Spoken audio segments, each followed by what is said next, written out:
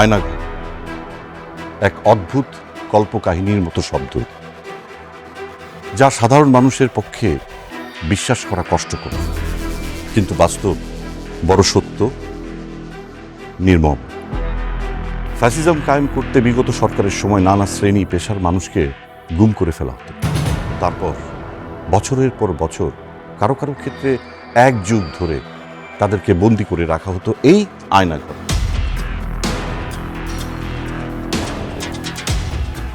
Fascist দানবের দয়া হলে কেউ কেউ হয়তো ছাড়া পেত, কিন্তু অধিকাংশই কখনো ফেরেনি। তারা কখনো ফিরবে কিনা কেউ জানে না, যেমন করে জানে না মায়ের ডাকে তুলি রহমান। তুলি রহমানের ভাই বিরোধী দলীয় নেতা সাজিদুল ইসলাম, জাহিদুল করিম তানভীর, আব্দুল কাদের ভুইয়া মাসুম, মাজারুল ইসলাম রাসেল, আসাদুজ্জামান রানা, আল আমিন, এস এম আদনান চৌধুরী ও কাউসার সহ সর্বমোট ৮ জনকে নাখালপাড়া থেকে গুম করে ফেলা হয় ৪ই ডিসেম্বর ২০১৩ সালে।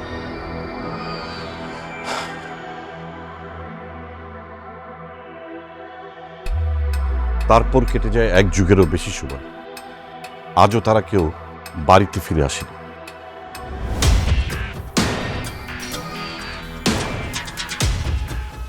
বাবা ফিরে আসেনি তার মেয়ের কাছে, সন্তান ফিরে আসেনি তার মায়ের বুকে, ভাই ফিরে আসেনি তার বোনের কাছে।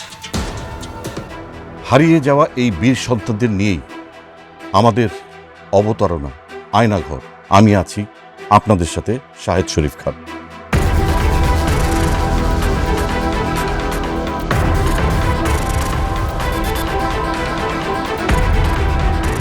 কি ঘটেছিল তাদের জীবনে, কেন আর কিভাবে তারা গুম হলেন, ব্যক্তি জীবনে তারা কেমন মানুষ ছিলেন, গুমের পরে আজও কিভাবে বেঁচে আছে তাদের পরিবার, কেউ কি বলতে পারবে তারা কি আদৌ ফিরবে নাকি আর ফিরবে না? রাষ্ট্র সমাজ এই গুমের কি জবাব দেবে?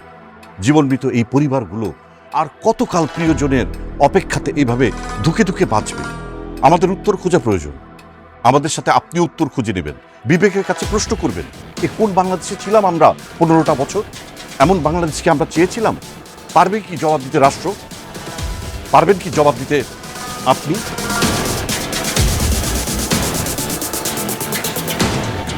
আবার নতুন করে কি বিপদ ভাইজান? না কিছু না, আমি তো খবর পেয়েছি কালকে রাতে অনেকেই অ্যারেস্ট হয়েছে। ওই সুমন টুমন সবাইরে ধরে নিয়ে গেছে। কি কোন? অগরেও অ্যারেস্ট করছে? মাসুমকে তো ভাইয়ার সাথে ধরে নিয়ে গেছে। আল্লাহ, কি বলেন? মাসুমকে কেন পুলিশে ধরে নিয়ে গেছে? ওরা এখন কি হবে? আল্লাহ। স্যার, নাখালপাড়ার ঘটনা নিয়ে সারা দেশে খুবই তোড়পাড়। হ্যাঁ, সেটা আমি জানি, এটা খুব স্বাভাবিক, চলবেই। আর আসল ব্যাপারটা হচ্ছে নাম্বার, একসাথে এতগুলো নাম্বার হয়ে গেছে অনেক, তাই মানে মানুষ একটু ভোর পেয়ে গেছে, একসাথে ৮ জন গুম, বুঝে না? সুমনের অপরাধটা কি ছিল? ও নির্বাচন করতে চাইছে এর জন্য? থানায় কেন মিথ্যা কথা বলতেছে, সত্য কথা বলতেছে না? অন্যান্য বাহিনীরাও মিথ্যা কথা বলতেছে। ওরা কোনোভাবেই ভাইয়াকে আটকে রাখতে পারবে না। তুমি দেখে নিও, ভাইয়া ঠিকই ফিরে আসবে। ছেলেমেয়েগুলির মুখের দিকে আমি তাকাতে পারি না। আমার আদনানকে তো বাসা থেকে ধরে নিয়ে গেছে, তাহলে তো আমার আদনানকে বাস ছেড়ে দিতে পারে, তাই না? মা, কিছু খেয়ে নাও। না মা, তুমি 2 দিন ধরে কিচ্ছু খাও নাই, কিছু তো একটু খেয়ে নাও মা। আমার গলা দিয়ে খাওয়া নামবো না, আমার মাসুম রায়না দে, আমার গলা দিয়ে খাওয়া নামবো না, আমার খাওয়াইস না, আমি খাইতে পারবো না, আমার মাসুম রায়না দে। মা, মাসুম ঠিক চলে আসবে, তুমি না খেলে আরো বেশি অসুস্থ হয়ে যাবো। মা, একটু কিছু খাও। আমার ছেলে কই কি খাইতেছে জানি না, আমার ছেলে রায়না দে, আমি মাসুম ছাড়া কিছু খাবো না, আমার গলা দিয়ে খাওয়া নামবো না রে, আমি খাবো না, আমার খাওয়া আইব না, আমি খাবো না। এই তো ভাইয়া। মামুন, আমার মাসুমের কোনো খবর পাইলে বাবা, আমার মাসুম রায়না দে বাবা, কই আমার মাসুম? না মা, মাসুমের কোনো খোঁজ পাইনি। ভাইয়া, আপনি সব থানায় খোঁজ নিছেন? হ্যাঁ, আমি সব জায়গায় খোঁজ নিছি, আমার মাসুম, কিন্তু মাসুমের কোনো খোঁজ পাইনি। আমার মাসুম রে খুঁজে না দে বাবা। মা, শুনলাম যে 8 জন নাকি গুম হয়েছে। 8 জন? সুমন ভাই, আদনান, কাউসার, রাসেল, আলামিন, তানভীর আর আমাদের মাসুম। আমাদের মাসুম, আমাদের মাসুম, আমাদের মাসুমকে কে গুম করবে বাবা?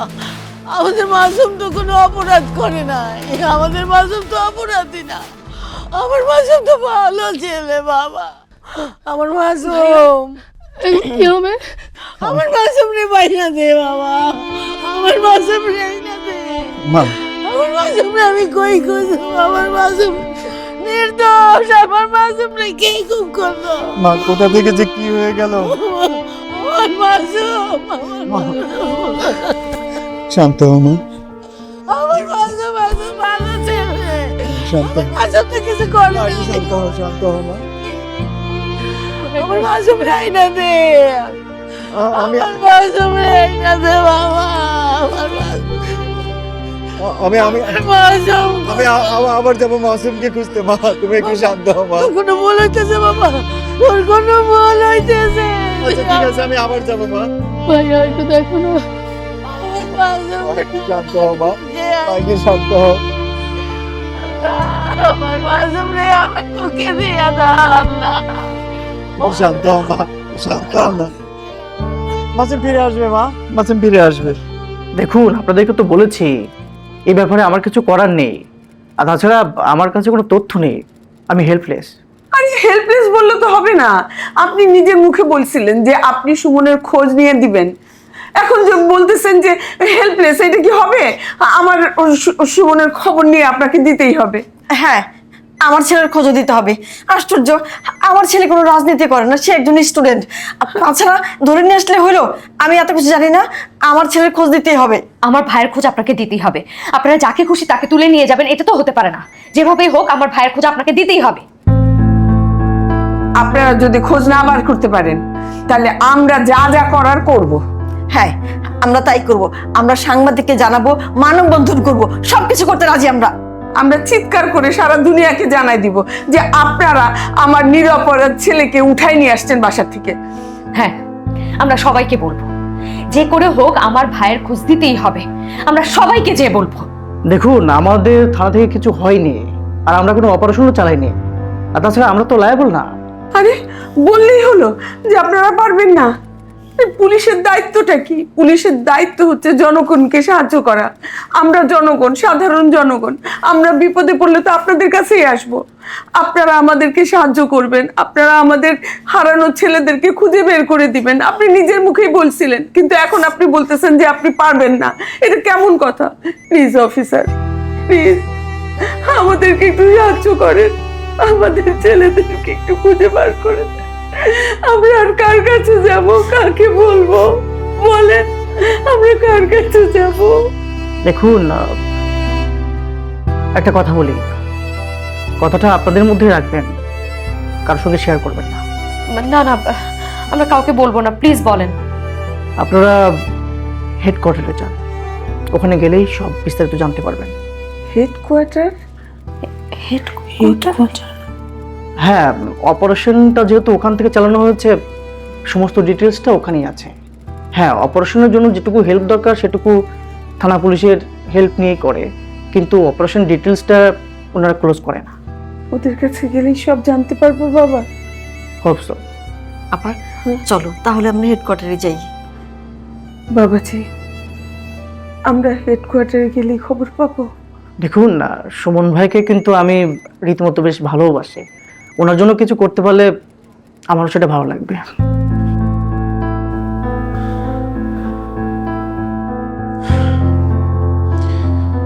হজে গিয়ে আপনাদের জন্য কতই না দোয়া করলাম, মেয়েটার জন্য দোয়া করলাম, জামাই বাবাজির জন্য দোয়া করলাম যাতে ওরা সবাই ভালো থাকে, সুন্দর থাকে।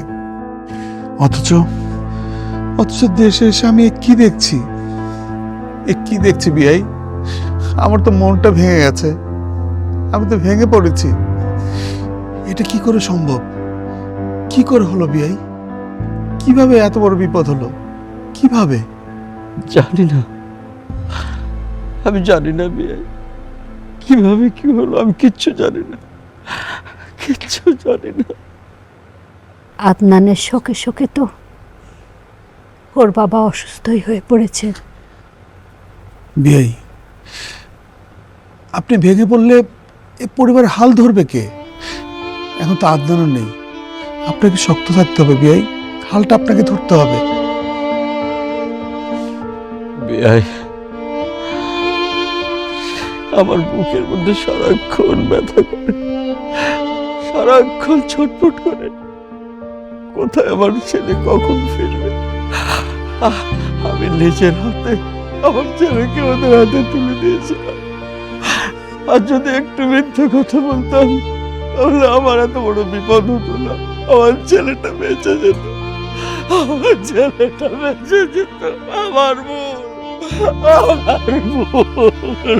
একটু শান্ত হও, আবার তো অসুস্থ হয়ে পড়বে। দেখলেন তো ওনার কি অবস্থা। বিয়াই প্লিজ, প্লিজ ভেঙে পড়বেন না বিয়াই, একটু শক্ত হন। লিজা মা কোথায় আমার? লিজা বাবা, মা, বাবা তুমি আসছো? আয় মা। এটা আমি কি শুনলাম মা? বাবা কি হয়ে গেল? আদনানকে কোথাও খুঁজে পাচ্ছি না, কোথাও না। তুই একটু চিন্তা করিস না মা, আমি তো চলে আসছি। এখন আদনানকে খুঁজে বের করবো আমরা, যে জায়গায় থাক, যেমন ভাবে থাক, ওকে খুঁজে বের করবো। বাবা আমরা আদনানকে কোথায় খুঁজবো, কোথায় খুঁজবো আদনানকে? সব জায়গায় খুঁজবো মা, সব জায়গায় খুঁজবো। তুই টেনশন নিস না, তুই টেনশন নিস না মা, তুই অসুস্থ হয়ে পড়বি। আমি তো চলে আসছি, উপরে আল্লাহ আছে, তুই টেনশন নিস না মা। আমরা কতবার কত থানাতে গিয়েছি, সব জায়গায় খোঁজ করেছি, কোথাও তো আমার আদনানকে পেলাম না। এবার থেকে আমি খুঁজতে যাব, আমি খুঁজতে যাবো আদনানকে। ঠিক আছে মা, তুই সুস্থ হ আগে, তুই তো অসুস্থ, হাঁটতে পারিস না। আমি সুস্থ, আমি হাঁটতে পারি, আমি চলতে পারি, আমি সবকিছু করতে পারি। শুধু আমার আদনান, শুধু আমার আদনানই আমার সুস্থতা দেখতে পারছে না। আরে মা, তুই কোনো টেনশন নিস না মা, তোর বাবা আছে, তোর বাবা আছে তোর সাথে, তুই কোনো টেনশন নিস না মা, কোনো টেনশন নিস না।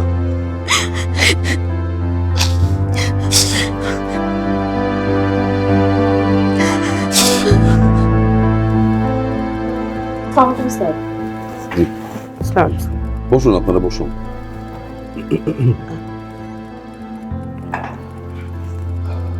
আচ্ছা, আমি আপনাদের চা দিতে বলছি। না না, আমরা চা খাবো না, আপনি আমাদের ছেলেদেরকে ফেরত দেন। হ্যাঁ, আমার ছেলেকে ফেরত দিন। কেন আমার ছেলেটাকে ধরে নিয়ে আসছে? সে তো নিরপরাধ, একজন ছাত্র, সে রাজনীতিতে জড়িত না, তার নামে থানায় কোনো মামলাও নেই। তাহলে আমার ছেলেটাকে কেন ধরে নিয়ে আসলেন আপনারা? আমার ভাইও খারাপ মানুষ না, ভীষণ ভালো মানুষ। সে মানুষের উপকার করে বেড়ায়। আপনাদের যদি বিশ্বাস না হয় তাহলে নাখালপাড়ায় এসে জিজ্ঞেস করেন, সবাইকে জিজ্ঞেস করে দেখেন। আমার স্বামীকে কেন ধরে আনলেন? তার নামে কি কোনো মামলা আছে? যদি মামলা থাকে তাকে কোর্টে তুলেন, তাকে জেলে দেন, কিন্তু কোনো একটা খোঁজ তো দিবেন, একটা খোঁজ দেন, কিছু জানান। কিছু জানাচ্ছেন না কেন? দেখুন, আমি একটা কথা আপনাদেরকে পরিষ্কারভাবে জানাচ্ছি, আমার ডিপার্টমেন্ট থেকে আমাদের লোকজন আপনাদের ছেলেদেরকে অ্যারেস্ট করেনি। একদম মিথ্যা কথা। সবাই বলছে আপনাদের বাহিনী ধরে নিয়ে এসেছে সবাইকে। হ্যাঁ, কথাটা হয়তো আংশিক সত্য, আমাদের বাহিনী কাজটা করেছে, বাট এই বিষয়ে আমি আসলে কিছু জানি না। মানে আমার ডিপার্টমেন্ট থেকে এই অপারেশনটা পরিচালনা হয়নি। না না, আপনি মিথ্যা কথা বলছেন। দেখুন আন্টি, আমি যদি অ্যারেস্ট করতাম তাহলে তো আমি সত্যিটা বলতে পারতাম। আমি সত্যি অ্যারেস্ট করিনি বা এই ব্যাপারে আমি কিছুই জানি না। আর আমার অর্ডারে বা আমার ডিপার্টমেন্ট থেকে অপারেশনটা পরিচালনা করা হয়নি। তাহলে আমার ভাই কোথায় আছে বলেন? দেখুন, সেটা এই মুহূর্তে আমি বলতে পারবো না, তবে আপনারা চাইলে আমি এই ব্যাপারটা খোঁজ খবর নিয়ে জানাতে পারি। বাবা, আপনি তো আমার ছেলের বয়সী, আপনার কাছে আমি অনুরোধ করছি হাত জোর করে, আমার ছেলেটার একটা খোঁজ আপনি বের করে দেন। আপনারা না বের করে দিলে আমরা কোথায় যাব, কার কাছে যাব? আন্টি, প্লিজ আপনি কাঁদবেন না, আপনি একটু শান্ত হন। দেখুন, আপনি আমার মায়ের মতো, আমি আপনাকে সত্যি কথাটাই বলছি, আমি বা আমার ডিপার্টমেন্টের লোকজন আসলেই জানি না পুরো বিষয়টা কি ঘটেছে, বাট আমি আপনাদেরকে কথা দিচ্ছি আমি পুরো বিষয়টা জেনে আপনাদেরকে জানাবো। আপনাদের ছেলেদের খোঁজ আমি বের করে দিব। আমার কথার কোনো হেরফের হবে না, আমার উপর ভরসা রাখতে পারে। আমাকে একটু সময় দিন, আমি খোঁজ খবর নিয়ে সব বের করছি।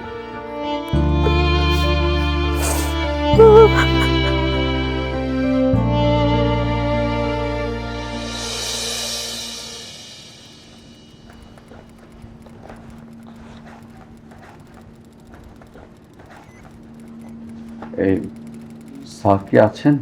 দেখতে তো পাইতেছেন নাই। কখন আসবেন? আরে বড় স্বার্থের ব্যাপার, কে জানে কখন আসে। আমরা কি এখানে একটু বসতে পারি? না পারেন না, আপনারা বাইরে যান। দেখুন, আমার স্বামী বেশ কিছুদিন ধরে নিখোঁজ, তাকে খুঁজে পাওয়া যাচ্ছে না। স্যারের সাথে একটু কথা বলে দেখি উনি কোনো উপায় বের করে দিতে পারেন কিনা। আচ্ছা ঠিক আছে, আপনারা বসতে পারেন। আর চা খাওয়ার জন্য 100 টাকা দেন তো। এইভাবে মানুষের কাছ থেকে টাকা নেন, মানুষকে জিম্মি করে? শোনেন, আমি একজন স্কুল শিক্ষক, সারা জীবন ছাত্রদের শিক্ষা দিয়েছি। ঘুষ নেওয়া অন্যায়, হারাম। থাক বাবা, ওদের সাথে তর্ক করেন, 100 টাকা দিয়ে দিন।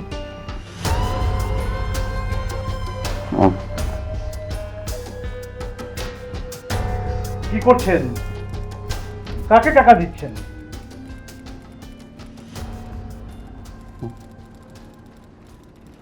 না মানে ওই তেমন কিছু না, ওনার চা নাস্তা খাওয়ার জন্য 100 টাকা চাইছিলেন আর কি উনি।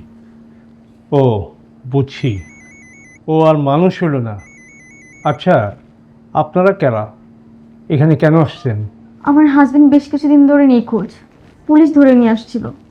ও, নাখালপাড়ার কেস? জি জি। আপনারা বসেন।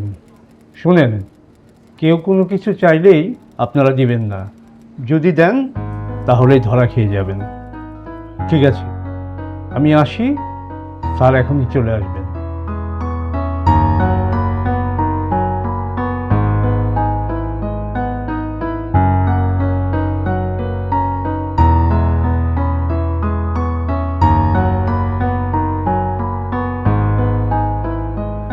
কি ব্যাপার, কি সমস্যা? আপনি এখানে? আমি কয়দিন ধরে খেয়াল করছি আপনি প্রতিদিন সকালবেলা আসেন, সন্ধ্যা পর্যন্ত এখানে বসে থাকেন। কি হয়েছে আমাকে বলেন তো। স্যার, আমার স্বামীর আমি খুঁজতে এসেছি স্যার। আমার স্বামীর নাম কাউসার, পুলিশে ধরে নিয়ে গেছে। কই আছে, কেমন আছে আমি কিচ্ছু জানি না স্যার। আমার স্বামীর একটু খুঁজে দেন স্যার। দেখেন, আমি যতটুকু জানি কাউসার নামে এ থানাতে কেউ নেই। আপনি বরঞ্চ আপনার নিকট আত্মীয় এবং হাসপাতালে খোঁজ নিয়ে দেখেন, আপনার স্বামীকে আপনি অবশ্যই খুঁজে পাবেন। কেউ নাই স্যার, আমার দুনিয়াতে কেউ নাই, কেউ আমার লিগে করার মতো নাই স্যার। আমি কই খুঁজুম, আমি কই যাবো, কি করবো আমি কিচ্ছু জানি না স্যার। আপনারা তো পুলিশ, আপনারা তো মানুষের সেবা করেন, মানুষের জন্যই তো কাজ করেন। আপনারা দেখেন না আমার স্বামী কই আছে। এখানে না থাকলে অন্য কোথাও একটু খোঁজ করে আপনারা দেখেন না স্যার। আমি কি করবো, আমি কিচ্ছু বুঝতে পারতেছি না স্যার। আমি বললাম তো, কাউসার নামে এ থানাতে কেউ নেই। আপনি বরঞ্চ অন্য থানাতে খোঁজ নিয়ে দেখেন, আমার বিশ্বাস আপনার স্বামীকে আপনি ফেরত পাবেন। আসি।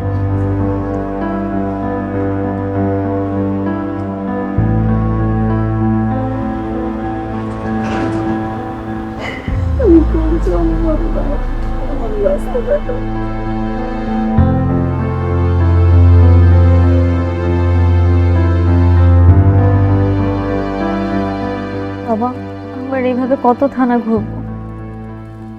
জানি না মা, আল্লাহ নসিবে রেখেছে কি জানি না। আদনান কোথায় আছে, কেমন আছে, কিচ্ছু জানি না। আমার খুব খারাপ লাগতেছে বাবা।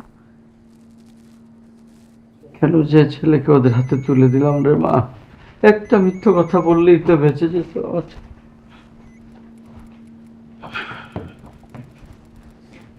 বলুন। কি আর বলবো স্যার, আমাদের বলার বিষয় তো একটাই, আমার আদনানের কোনো খোঁজ পেলেন? না, কোনো থানাতেও নেই, কোনো জেলেও নেই, এটা আমি শিওর। তাহলে স্যার কোথায় আছে? আচ্ছা, আপনারা সুমন ভাইদের বাসাতে গিয়েছিলেন? জি, একবার যোগাযোগ করেছিলাম। তাহলে আবার ওনাদের কাছে যান, আমি যা বলার ওনাদেরকে বলে দিয়েছি। আমাদেরকে কি বলা যায় না? ওনাদের কাছে যান, উত্তর পেয়ে যাবেন। স্যার, একটা কথা বলি। শিওর। কেন আমার স্বামীকে ধরে নিয়ে গেল, এর কোনো উত্তর কি আপনার জানা আছে? আই এম সরি, এর কোনো উত্তর আমার কাছে নাই।